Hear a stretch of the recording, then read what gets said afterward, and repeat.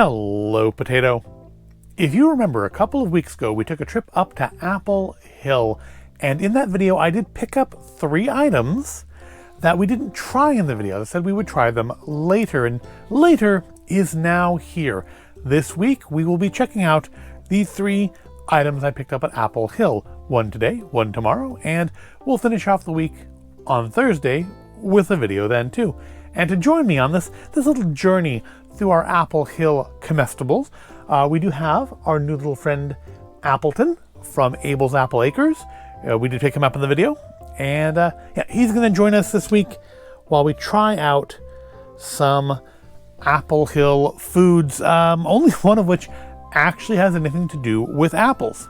So today we're going to pick up the thing that I picked up first in the video, and this was at High Hill Ranch, and that is Habanero stuffed queen olives. Now, last year, somebody posted on Facebook, somebody relatively local to me, posted a picture of, I don't remember if it was from High Hill or Boa Vista, but they posted a picture of something called butt burner olives. I'm like, oh, those are a thing I must try.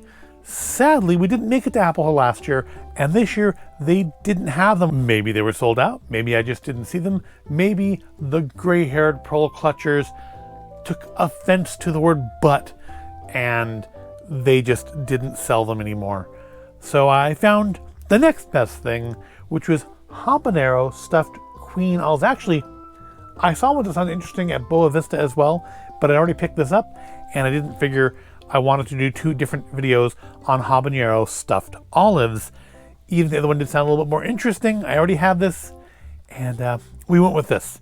We did pick up a different thing at Boa Vista. If you watched the video, you know what it is. If you didn't watch the video, well, that'll be tomorrow's video. So yeah, habanero stuffed queen olives. Now I like garlic stuffed olives. I like feta stuffed olives. I'm not a big fan of the texture generally of peppers, but I like the heat of a habanero occasionally. I mean, we'll see how much I like the heat of this very shortly here. But I don't like, generally the texture of peppers, so I'm not sure, because these look an awful lot like pimento olives, and I really don't care for pimento olives. But I'm here for the heat. I'm here for the heat, hopefully some good flavor. These are made especially for High Hill Ranch, Apple Hill at highhillranch.com. And they contain, there we go, vinegar, habanero, sea salt. Oh, sorry, I skipped the first line.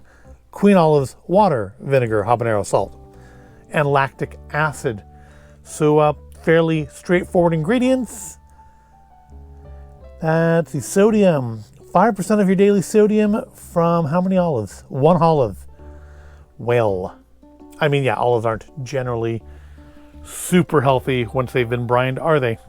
Now, I don't expect I'm going to be eating a lot of these just like, popping them in my mouth like snacks, because I didn't do that with garlic olives generally either. I usually will cut them up and put them in my salad. So I'm hoping these will do well for that. So let's pop open the jar. These were $10.95, and they're best by sometime in 2025. They are well in date. Why do pickled things go bad? It seems like the whole point of pickling is that they shouldn't. I mean, that's I guess everything has limits, right? All right, let's listen for the pop.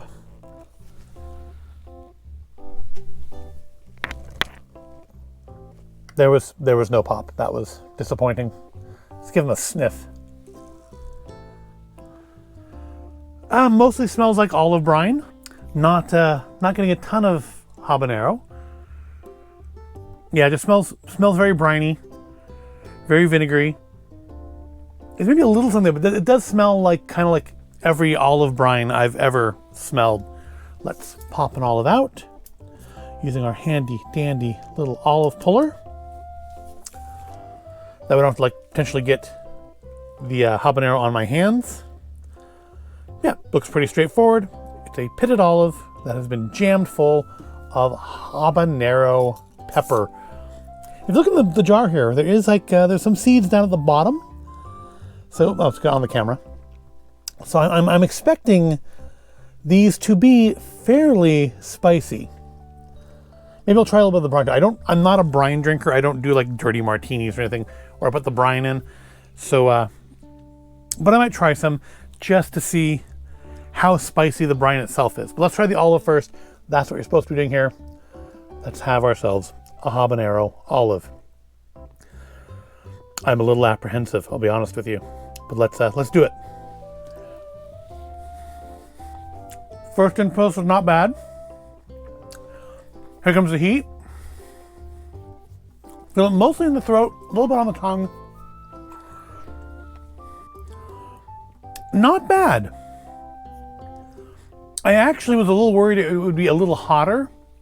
I don't normally have a problem with habanero, but trying a new thing, you're always a little apprehensive trying something new. Yeah, that's actually not bad at all. The texture of the habanero itself isn't really bothersome. I can't really notice it over the texture of the olive. The heat is staying with me kind of nicely, so that's not a bad thing. Let's see if we can pull out another one. I think there may have been a seed in there. There's something a little crunchy, and like I think we do have like on. We do have. So there are some seeds in the olives, so that's a thing to be aware of. That's also going to be like where a little bit of heat comes from. Of course, after you handle these, you want to make sure that you do not touch it. I do have a paper towel to wipe my hands on. Don't like go touching your eye or something after handling the olives. But it's not bad. It's got a good flavor to it. The habanero doesn't really alter the flavor. It kind of just tastes like a green olive. So the habanero doesn't add a lot of the flavor, but the heat is kind of nice. I can kind of feel it, just kind of like a warmth right now, kind of in the upper part of my chest. Like not down where my stomach is, but like maybe a few inches above that. There's just kind of like a little warm center, just kind of glowing, like a little ember glowing in my chest, which is not unpleasant. I feel like if I ate too many of these, it would get unpleasant. Let's test that. Let's have a second one and see where we go with that. We can't really pull the. Can we get some of the habanero out of there? I don't think we can easily. Yeah, it's too. The habanero itself is too mushed up in there, so we can't like really pull it out. Can we? Here, this one might be better. Let's. All right. So there's not a whole lot of habanero stuffed in these. It's kind of just like a stuffed to the end. And that's probably good. I mean, you don't want to make these too spicy, nor do you, like, people like me who don't really care for the texture want to do. We'll put that one back. We'll just eat this one. I think that's 10% of my daily salt right there in 2 little bites. I think 2 is good for this video. Yeah, those are actually quite nice. I might buy some more of those next year if we go back. We usually go back. It's got a good level of heat. If you don't like hot stuff, you're not gonna like this. But it's actually pretty perfect for me. I can definitely see myself slicing these up and putting them in my salad. That one's actually a little bit hotter. I think maybe it had more seeds in it, or maybe it's a cumulative effect. But that one came across a little bit hotter. Not unpleasantly so. Certainly not the hottest thing I've eaten on this channel. That's for sure. But nice. I usually also add I saw some of those sriracha almonds I will put in my salad as well. So this will probably go nicely into my salad. So slice them up, put them in the salad. Obviously slice them last after slicing all the non-spicy things, because my wife doesn't care for spicy stuff and certainly wouldn't appreciate the brine from this contaminating, say, her carrots or celery. All right, let's just try a little bit of the brine just to see how much spice there is in that. I don't normally drink olive brine, but we'll try it.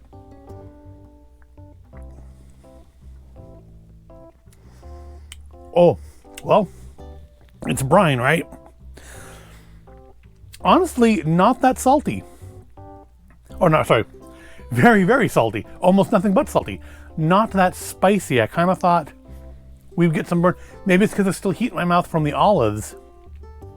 But I'm not getting any burn from the brine. It seems like the brine has not picked up that heat. So the heat may be coming purely from contact with the little piece of habanero touching the olive. I don't know. Or again, maybe I've just had 2 olives and the brine just doesn't have enough heat in it to overpower the residual heat from the olives. That little warm spot in my chest is bigger and more intense now. I do feel like if I ate maybe more than 1 or 2 more of these, it probably would actually start to feel a little unpleasant down there. Also, probably not something you should eat on an empty stomach. That could be part of the issue too.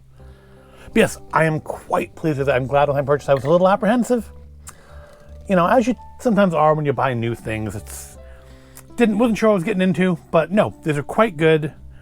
I would probably get these again. I might try the Boa Vista version next year, though. We'll see. We'll see. But I could see getting some more of these just to have on hand for myself. Obviously, wouldn't do a video on them again, but they're quite good. I do highly recommend them if you like olives and you like a good amount of spice.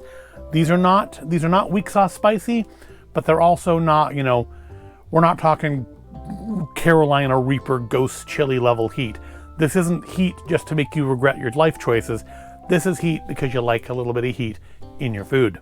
And that is the first part of our little Apple Hill week done. I hope you found it all interesting or entertaining. If you did, go ahead, give it a like, subscribe to the channel. Thank you for watching, and then in tomorrow's video, we'll do another Apple Hill food item. I'll see you then.